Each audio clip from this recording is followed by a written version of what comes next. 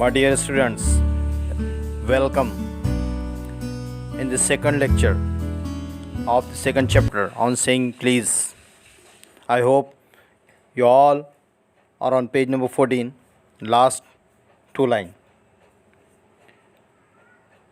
I may be as uncivil as I may please, and the law will protect me against violent retaliation. I may be haughty or boorish, and there is no penalty to pay except the penalty of being written down an ill-mannered fellow. The law does not compel me to say please or to attune my voice to other people's sensibilities any more than it says that I shall not wax my mustache or dye my hair or wear ringlets down my back. It does not recognize the declaration of our feelings as a case for compensation. There is no allowance for moral and intellectual damages in those matters. My dear students, इस first paragraph के अंदर, इस second paragraph के अंदर writer ने हमें first para के अंदर तो हमने देखा कि कैसे लिफ्टमैन ने उस पर्सन को उठाकर बाहर फेंक दिया और दूसरी घटनाएं हमने देखी। लेकिन सेकंड पैरा के अंदर राइटर का ये कहना है कि ऐसा कोई कानून तो बनाया नहीं गया कि हम किसी के साथ बदअखलाक़ी का मुज़ाहरा करें तो सिर्फ़ उस बदअखलाक़ी पर हमको किसी तरह का हमारे साथ कोई कानूनी चाराजोई की जाए, ऐसा तो कोई कानून बना नहीं है। लेकिन I may be uncivil, I may be as uncivil as I may please and the law will protect me against violent retaliation. मैं गैर मुहज़्ज़िब हो सकता हूँ, गैर मुहज़्ज़िब होने के बाद भी कानून मेरी हिफाजत करेगा। आई मे बी हफ्टी और boorish and there is no penalty to pay except the penalty of being written down an ill-mannered fellow।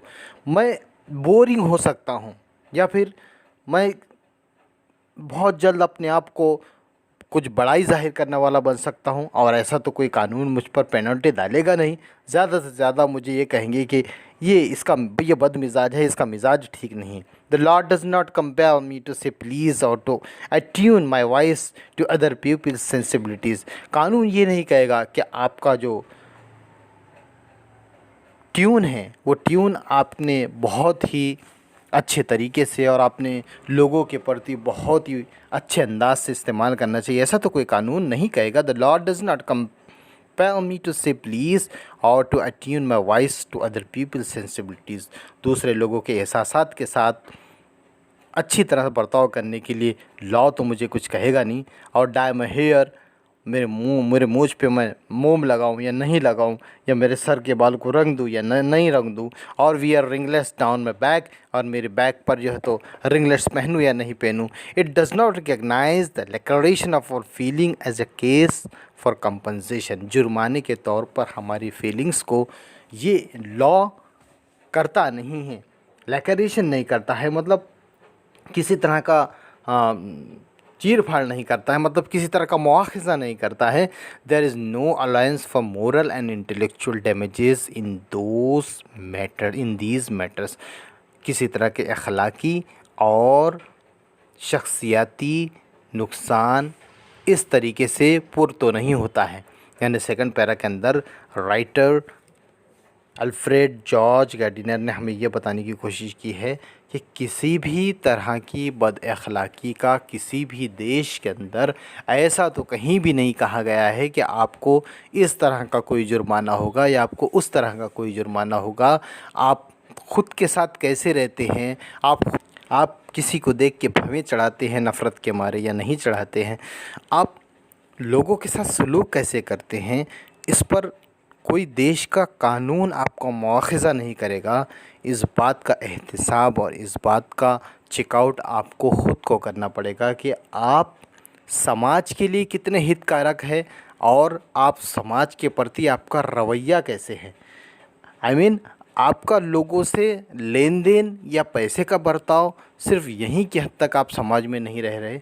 याद रखिए कि समाज का एक एक फ़र्द और समाज के अंदर घटने वाली आपके वालिदैन और आपके माँ बाप और आपके भाई बहन को छोड़कर इनके अलावा भी याद रखिए कि आपके घर में जो दूध लाने वाला है, आपके घर में जो पेपर लाने वाला है, वो दर्जी जिसने आपके कपड़े सिया है, वो किराना वाला जो कई बरसों से आपके मोहल्ले के अंदर खिदमत दे रहा है, या आप जहाँ से ला रहे हैं, याद रखिए कि अगर किसी दौर के अंदर अल्लाह ना करे, खुदा ना खास्ता अगर कर्फ्यू लग जाता है, तो हमें एहसास होता है कि हमारा समाज के अलग अलग घटकों के साथ हमारा संबंध कितना ज़रूरी है।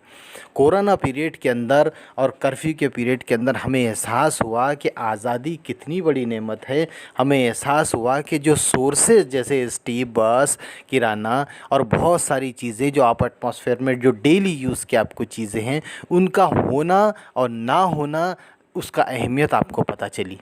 तो याद रखिए, ये समाज है जिसके जो आपको परवान चढ़ाता है, जो आपको बड़ा करता है। Man is a social animal, you know very well. ये आप जानते हैं कि इंसान समाजी जानवर है। अगर आपको सारी सहूलियात से लैस होकर मैं जंगल में छोड़ दूं, तो आप उस जंगल के अंदर मुश्किल से 2 रातें गुजारेंगे, तीसरे दिन से आपको आपके समाज की याद आएगी। Dear students, you ought to hear second part thrice and write down hard words. I will deliver the meaning of hard words. Interact with me sooner. We will be on part 3 of this beautiful chapter on sing please. Thank you.